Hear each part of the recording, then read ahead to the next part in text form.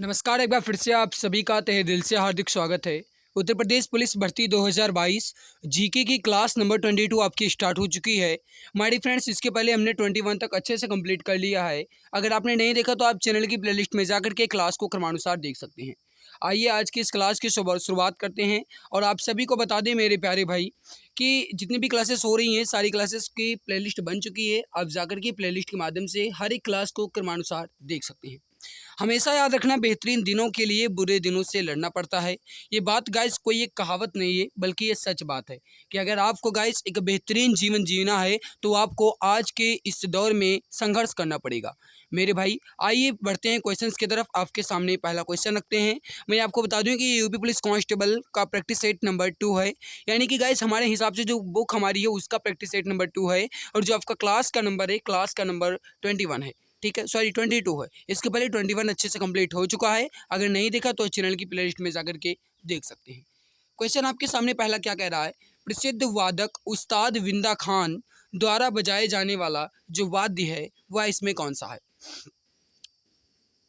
देखो, क्वेश्चन आपको टफ लगे, इजी लगे या फिर गाइस जो भी आपको लगे, मुझे इससे मतलब नहीं है, क्योंकि जो आपके प्रैक्टिस सेट में क्वेश्चन दिए गए थे वही क्वेश्चंस मैं आपके लिए लेकर आया हूँ।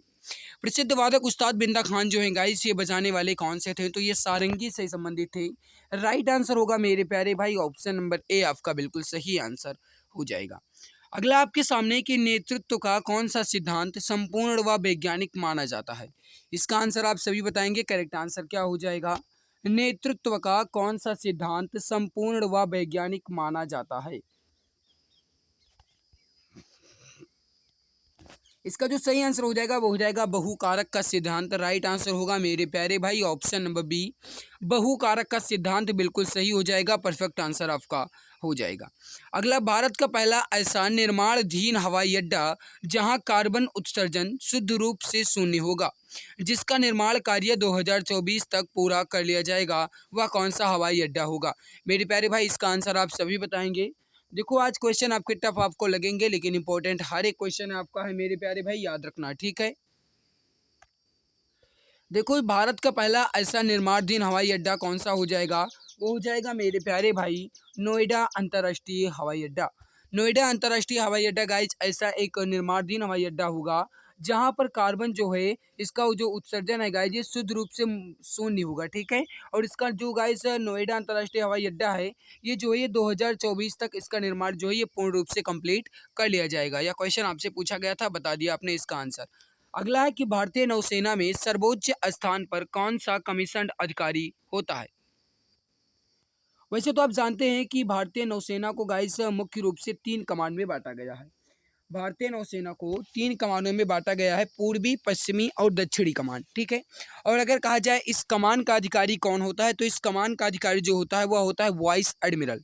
लेकिन मेरे प्यारे भाई अगर आपसे ये कहा जाता है कि सर्वोच्च स्थान पर कौन सा कमीशन अधिकारी होगा, तब आप केवल और केवल मेरे प्यारे भाई कहेंगे एडमिरल।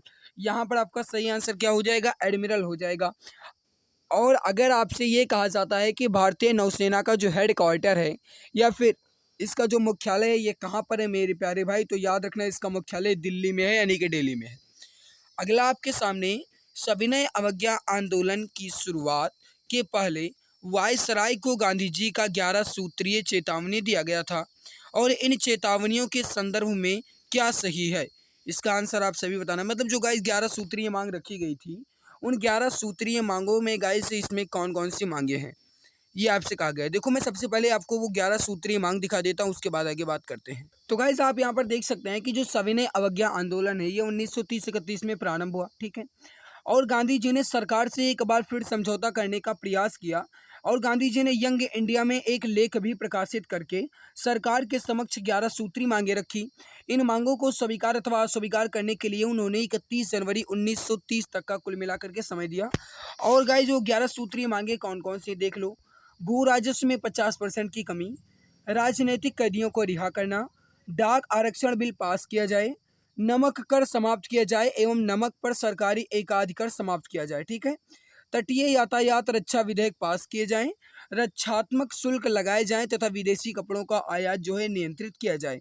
और फिर रुपए विनियमित करके यानी कि घटा करके एक सीलिंग और 4 पेंस की जाए।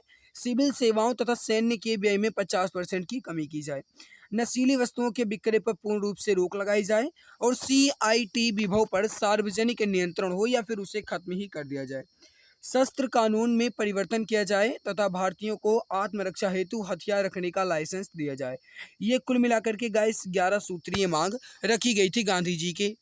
अब आपको इस क्वेश्चन में ये बताना है कि इन 11 सूत्रीय मांगों में कौन सी मांगे यहाँ पर सही लिखी गई हैं। अब आप यहाँ पर अगर ध्यान देंगे मेरे प्यारे भाई, थोड़ा दिमाग लगाना, रुपया डॉलर विनिमय दर को कम करना, ये बिल्कुल गलत लिखा गया क्योंकि वहाँ पर डॉलर की बात ही बिल्कुल नहीं की गई। ठीक है। भू राजस्व में 50% की कमी करना और राजनैतिक कैदियों को रिहा करना, ये गाइस इनके 11 सूत्रीय चेतावनी दिया गया था। तो यहाँ पर बी बिल्कुल सही होगा, 2 और 3 बिल्कुल करेक्ट आंसर हो जाएगा। तो जो भी प्यारे भाई बहन यहाँ पर ऑप्शन नंबर बी बता रहे हैं बिल्कुल सही हो जाएगा, परफेक्ट आंसर आपका हो जाएगा। अगला देखो, दक्षिणी गोलार्ध में सबसे छोटा दिन कब होता है। अब थोड़ा समझना मेरे प्यारे भाई, दक्षिणी गोलार्ध में सबसे छोटा दिन कब होता है। देखो 21 जून की स्थिति को गाइस कर्क संक्रांति कहा जाता है। याद रखना मेरे प्यारे भाई, जो मैं कह रहा हूँ थोड़ा दिमाग लगाना। 21 जून की स्थिति को कर्क संक्रांति कहा जाता है और 21 जून को उत्तरी गोलार्ध में दिन की लंबाई जो है सबसे अधिक होती है। मैंने क्या कहा, 21 जून को उत्तरी गोलार्ध में दिन की लंबाई सबसे अधिक और दक्षिणी गोलार्ध में सबसे छोटा होता है। तो यहाँ पर आपसे क्वेश्चन क्या कहा गया था कि दक्षिणी गोलार्ध में सबसे छोटा दिन, तो 21 जून आपका बिल्कुल सही हो जाएगा। जब दक्षिणी गोलार्ध कहा जाएगा तब सबसे छोटा दिन होगा 21 जून को, लेकिन अगर उत्तरी गोलार्ध कहा जाएगा तो सबसे बड़ा दिन होगा यानी सबसे लंबा दिन होगा 21 जून को। याद रखना मेरे प्यारे भाई, जो मैंने आपको यहाँ पर बताया है ये आपका इम्पोर्टेंट टॉपिक है, ये आपका इम्पोर्टेंट क्वेश्चन है, तो याद रखना मेरे प्यारे भाई। ओके, चलिए अगला क्वेश्चन आपके सामने। अनुसूचित जनजाति के संरक्षण के लिए एक क्षेत्र को अनुसूचित क्षेत्र के रूप में घोषणा करने की शक्ति जो है ये किसके पास होती है। यह क्वेश्चन आपका काफ़ी ज़्यादा इम्पोर्टेंट है और हो सके तो आप इसका स्क्रीनशॉट ले लेना। देखो, अनुसूचित जनजाति के संरक्षण के लिए एक क्षेत्र को अनुसूचित क्षेत्र के रूप में घोषणा करने की जो शक्ति है गाइस ये होती है प्रेसिडेंट ऑफ इंडिया के पास। दैट मीन्स ये हुआ कि भारत की राष्ट्रपति के पास ही केवल और केवल यह शक्ति होती है। तो यहाँ पर जो भी प्यारे भाई बहन ऑप्शन बी बता रहे हैं बिल्कुल सही हो जाएगा, परफेक्ट आंसर आपका हो जाएगा। अगला है कि भारत के संविधान के किस अनुच्छेद के अधीन राज्यों के राज्यपाल को अध्यादेश जारी करने की शक्ति प्राप्त है। इसका आंसर आप सभी मित्र बताएंगे राइट आंसर क्या हो जाएगा, फटाफट आंसर दीजिए, राइट आंसर क्या हो सकता है। देखो गाइस, अनुच्छेद जो 213 है, अनुच्छेद जो 213 है मेरे प्यारे भाई, यहाँ पर आप देख लो, इसके अनुसार जो भारत के गाइस राज्यपाल हैं यानी जो राज्यों के राज्यपाल हैं उन्हें अध्यादेश जारी करने की शक्ति प्राप्त है अनुच्छेद 213 के अंतर्गत। यहाँ पर आपका सही आंसर क्या हो जाएगा, आपका ऑप्शन नंबर सी बिल्कुल परफेक्ट हो जाएगा। निम्न में से कौन सी किताब सरोजिनी नायडू द्वारा लिखित नहीं है। मेरे प्यारे भाई, कहने का मतलब ये है कि इसमें कौन सी किताब है जो सरोजिनी नायडू के द्वारा लिखी नहीं गई। बताइए इसमें कौन सी पुस्तक सरोजिनी नायडू द्वारा नहीं लिखी गई। मेरे प्यारे भाई दिमाग लगाना। देखो, जो दी ब्रोकन की विंग है, दी गोल्डन थ्रेशोल्ड है, द बर्ड ऑफ टाइम है, ये सरोजिनी नायडू के द्वारा लिखी गई। लेकिन मेरे प्यारे भाई जो दी गोल्डन वर्ड है ये जो पुस्तक है ये सरोजिनी नायडू के द्वारा नहीं लिखी गई, तब किसके द्वारा लिखी गई। तो याद रखना मेरे प्यारे भाई जी, जो ये दी गोल्डन वर्ड है ये लिखी गई है ग्रीम ब्रदर्स के द्वारा। किनके द्वारा लिखी गई, ग्रीम ब्रदर्स के द्वारा लिखी गई। ठीक है, जबकि दी ब्रोकन विंग, दी गोल्डन थ्रेशोल्ड और द बर्ड ऑफ टाइम ये जो है ये सरोजिनी नायडू के द्वारा लिखी गई पुस्तक है। निम्नलिखित में से कौन सी मिश्रित खेती की प्रमुख विशेषता है। गाइज आपको ये बताना है कि इसमें कौन सी मिश्रित खेती की प्रमुख विशेषता है। इसका आंसर आप सभी मित्र बताएंगे, राइट आंसर क्या हो जाएगा। देखो, पशुपालन और फसल का उत्पादन एक साथ करना, पशुपालन और फसल का उत्पादन एक साथ करना जो है मेरे प्यारे भाई ये हो जाएगी मिश्रित खेती का प्रमुख विशेषता। सही आंसर यहाँ पर हो जाएगा आपका ऑप्शन नंबर सी। तो जो भी प्यारे भाई बहन ऑप्शन सी बता रहे हैं बिल्कुल सही हो जाएगा, परफेक्ट आंसर आपका हो जाएगा। निम्नलिखित में से किस राज्य में बहिनी दरबार समाचार पत्र महिलाओं द्वारा और महिलाओं के लिए प्रकाशित होता है। इसका आंसर आप सभी मित्र बताएंगे, राइट आंसर क्या हो जाएगा। किस राज्य में बहिनी दरबार समाचार पत्र महिलाओं द्वारा और महिलाओं के लिए ही प्रकाशित होता है। वेरी वेरी इंपॉर्टेंट क्वेश्चन है, तो फटाफट आंसर दीजिए। इसका राइट आंसर क्या हो जाएगा? माय फ्रेंड्स, जो इसका सही आंसर हो जाएगा वो हो जाएगा Madhya Pradesh. Option number D आपका बिल्कुल परफेक्ट हो जाएगा। तो जो भी प्यारे भाई बहन ऑप्शन डी यहाँ पर बता रहे हैं बिल्कुल सही आंसर हो जाएगा। अगला, किस सिख गुरु ने आदि ग्रंथ संकलित किया? इसका आंसर आप बताएंगे कि किस सिख गुरु ने आदि ग्रंथ संकलित किया। फटाफट आंसर दीजिए, राइट आंसर क्या हो जाएगा? माय फ्रेंड्स, जो गुरु अर्जुन देव हैं इन्होंने आदि ग्रंथ संकलित किया। ऑप्शन नंबर सी बिल्कुल परफेक्ट हो जाएगा। अगला है कि तुलुव वंश के राजवंश की स्थापना जो है ये किसने की? तुलुव वंश के राजवंश की स्थापना किसने की? फटाफट आंसर देंगे हमारे सभी प्यारे भाई बहन। राइट आंसर क्या हो जाएगा? तो जो भी मित्र यहाँ पर बता रहे हैं वीर नरसिंह, बिल्कुल सही हो जाएगा। आपका ऑप्शन नंबर डी बिल्कुल परफेक्ट आंसर हो जाएगा। देखिए, मैं केवल और केवल आपका मॉक टेस्ट करवा रहा हूँ, तो मैं ज़्यादा एक्सप्लेन नहीं कर रहा हूँ गाइस, क्योंकि क्वेश्चन आपके ज़्यादा होते हैं। कम समय में मुझे पूरे क्वेश्चंस कवर करने होते हैं।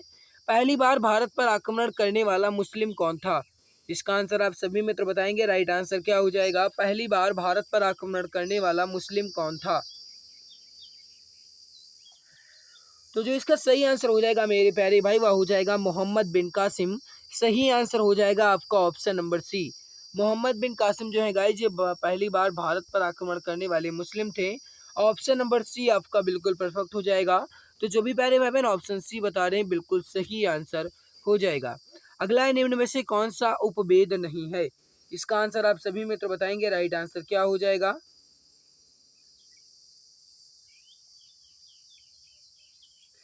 तो जो भी प्यारे भाई बहन यहाँ पर बता रहे हैं योग वेद जो है या उपवेद नहीं है, बिल्कुल सही हो जाएगा। करेक्ट आंसर आपका हो जाएगा ऑप्शन नंबर डी। तो जो भी मित्र ऑप्शन डी यहाँ पर बता रहे हैं बिल्कुल सही हो जाएगा।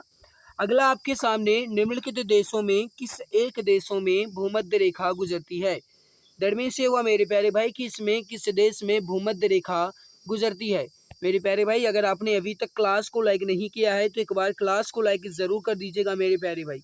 अगर मैं आपके लिए मेहनत करता हूँ पूरी जी जान शिद्दत के साथ, आपके लिए लगा हुआ हूँ आपकी एक सीट कंफर्म करवाने के लिए, आपके सपने को पूरा करने के लिए। और अगर आपको अपनी मेहनत पर विश्वास है, लगता है इस बार आपका सिलेक्शन हो जाएगा, तो जो भी प्यारे भाई बहन अभी तक क्लास को लाइक नहीं किए, मैं एक बार क्लास को दिल की गहराई से लाइक जरूर कर देंगे। गाइस, कोलंबिया हो गया, केन्या हो गया और इंडोनेशिया हो गया, ये गाइस ऐसे देश हैं जहां से भूमध्य रेखा होकर के गुजरती है। तो कोलंबिया, केन्या और इंडोनेशिया आपका बिल्कुल सही हो जाएगा। जो भी प्यारे भाई बहन ऑप्शन बी यहाँ पर बता रहे हैं बिल्कुल सही हो जाएगा। परफेक्ट आंसर आपका हो जाएगा। अगला, हेमिस गोम्पा नामक मठ जो है ये कहाँ पर स्थित है? बताइए इसका राइट आंसर क्या हो जाएगा। इंपॉर्टेंट बहुत है, तो फटाफट आंसर दीजिए। राइट आंसर क्या हो जाएगा? देखिए, हेमिस गोम्पा नामक मठ जो है मेरे प्यारे भाई ये लद्दाख में है, याद रखना। ऑप्शन नंबर डी आपका बिल्कुल सही होगा। तो जो भी प्यारे भाई बहन यहाँ पर ऑप्शन डी बता रहे हैं बिल्कुल सही हो जाएगा। करेक्ट आंसर आपका हो जाएगा। ऑप्शन नंबर डी आपका बिल्कुल सही होगा, ठीक है। अगला आपके सामने कि भारत में काजू का प्रथम परिचय किन लोगों ने कराया था? इसका आंसर आप सभी मित्र बताएंगे। गाइस, आप सभी जानते हैं, देखो क्वेश्चन क्या कहा गया कि काजू का प्रथम परिचय किन लोगों ने कराया। अब आप सभी जानते हैं गाइस कि भारत में जो कृषि का गाइस कहा जाए, कृषि जो है ये पुर्तगाली के द्वारा ही दी गई थी, है ना। और जैसे होगी आपकी लाल मिर्च हो गई, चीकू हो गया मेरे भाई, टमाटर हो गया आपका, और मूंगफली हो गई, ये सभी जो है गाइस ये पुर्तगाली के द्वारा ही भारत में लाया गया था, है ना। तो यहाँ पर आपका जो सही हो जाएगा मेरे प्यारे भाई, याद रखना पुर्तगालियों के द्वारा ही काजू हमें दिया गया था, यानी काजू जो है ये हमें पुर्तगालियों के द्वारा ही मिला था। तो जो भी प्यारे भाई बहन यहाँ पर ऑप्शन डी बता रहे हैं बिल्कुल सही हो जाएगा, क्योंकि आप सभी जानते हैं मेरे प्यारे भाई कि जो मतलब कृषि का अगर कहा जाए कि कृषि जो है भारत में ये किनके द्वारा दी गई, तो पुर्तगालियों ने ही गाइस कृषि का यहाँ पर हमारे यहाँ प्रचलन किया था, ठीक है। काजू, मूंगफली हो गया, चीकू हो गया, शकरकंद हो गया, मकई हो गई, आपकी मूंगफली हो गई, टमाटर हो गए, ये सभी जो फसलें हैं गाइस ये पुर्तगालियों के द्वारा ही भारत में लाई गई थी, ठीक है। अगला, किस भारतीय राष्ट्रपति ने आयरिश स्वतंत्रता संग्राम में भाग लिया और इसके बाद जेल भी गई? बताइए इसका सही आंसर क्या हो जाएगा। सभी मित्र बताएंगे राइट आंसर क्या हो जाएगा। तो देखिए, जो इसका सही आंसर हो जाएगा वो हो जाएगा बीबी गिरी। तो जो भी प्यारे भाई बहन यहाँ पर ऑप्शन ए बीबी गिरी बता रहे हैं बिल्कुल सही हो जाएगा। परफेक्ट आंसर आपका हो जाएगा ऑप्शन नंबर ए। अगला विश्व पर्यावरण दिवस कब मनाया जाता है, इसका आंसर आप सभी मित्र बताएंगे।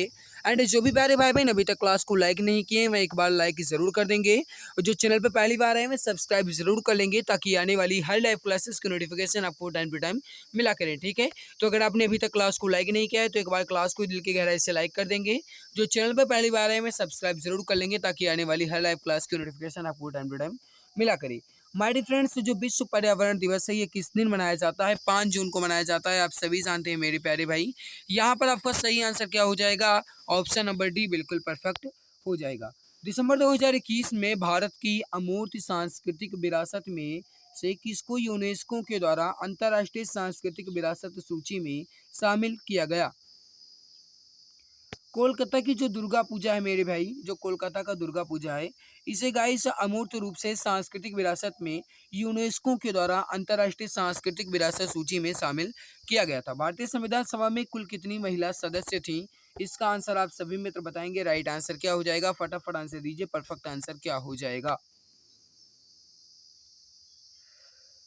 तो जो भी प्यारे भाई बहन मित्र यहाँ पर बता रहे हैं कि जो भारतीय संविधान सभा है गाइस, जिसमें कुल महिला कितनी थी, अगर आपसे ये पूछा जाता है तो याद रखना कुल मिलाकर के 15 महिला सदस्य थी। ऑप्शन नंबर सी आपका बिल्कुल परफेक्ट हो जाएगा। तो जो भी प्यारे भाई बहन ऑप्शन सी यहाँ पर बता रहे हैं बिल्कुल सही आंसर हो जाए। अगला आपके सामने मेरे प्यारे भाई, उत्तर प्रदेश में शेर सफारी स्थित है। सभी जानते होंगे, और एक गाना भी गाइस मैंने देखा है, जो शॉर्ट्स आता है ना यूट्यूब पे गाइस, उसमें मैंने देखा है सैफई में जन्मे, ऐसा कुछ था गाइस, मैंने देखा है, थोड़ा याद नहीं है। लेकिन अगर आपने ध्यान दिया होगा, अगर आपने कहीं पढ़ा होगा तो आप आसानी से बता सकते हैं। ठीक है, देखो उत्तर प्रदेश में जो शेर सफारी है मेरे भाई ये इटावा में है। ऑप्शन नंबर डी आपका बिल्कुल परफेक्ट हो जाएगा। तो जो भी प्यारे भाई बहन ऑप्शन डी बता रहे हैं बिल्कुल सही आंसर हो जाएगा। माय डियर फ्रेंड्स, क्लास खत्म होने के बाद अपना स्कोर जरूर बताना कि आपका स्कोर कितना रहा। ठीक है, कमेंट सेक्शन में ये कमेंट करके अपना स्कोर जरूर बता देना। अगला जो प्रसिद्ध चरकुला नृत्य है यह किससे संबंधित है, इसका आंसर आप सभी मित्र बताएंगे। राइट आंसर क्या हो जाएगा, प्रसिद्ध चरकुला नृत्य जो है यह किससे संबंधित है। उत्तर प्रदेश की ब्रजभूमि से संबंधित है। ऑप्शन नंबर सी आपका बिल्कुल सही हो जाएगा।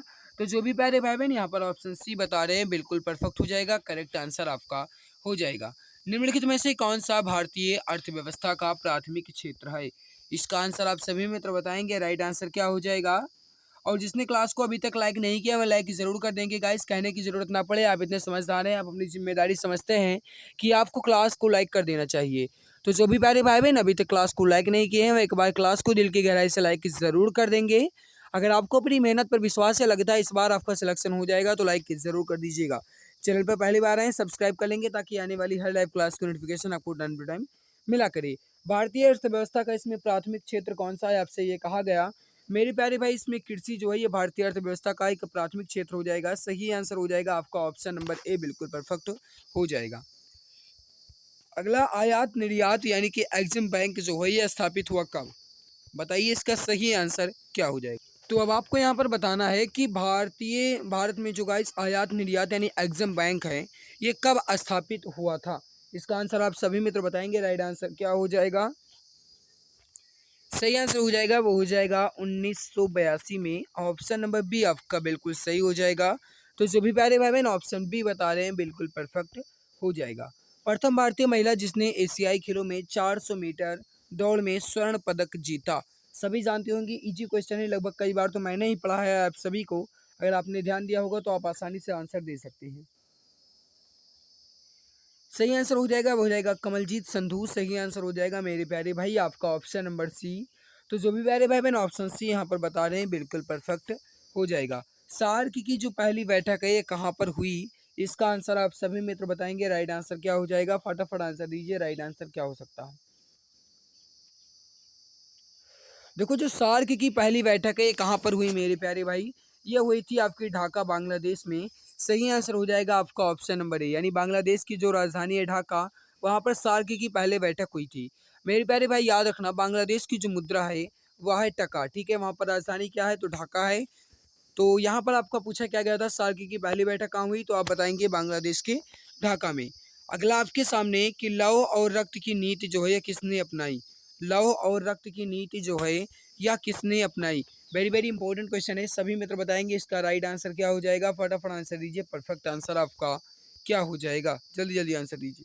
बताइए यहाँ पर लव और रक्त की नीति जो है यह किसने अपनाई। सही आंसर हो जाएगा मेरे प्यारे भाई बलबन ने। राइट आंसर यहाँ पर क्या हो जाएगा आपका ऑप्शन नंबर ए। तो जो भी प्यारे भाई बहन ऑप्शन ए बता रहे हैं बिल्कुल सही हो जाएगा, करेक्ट आंसर आपका हो जाएगा। टीपू सुल्तान कहाँ का शासक था। इसका आंसर आप सभी बताएंगे, टीपू सुल्तान कहाँ का शासक था। इजी क्वेश्चन है, सभी जानते होंगे इसका सही आंसर क्या हो सकता है।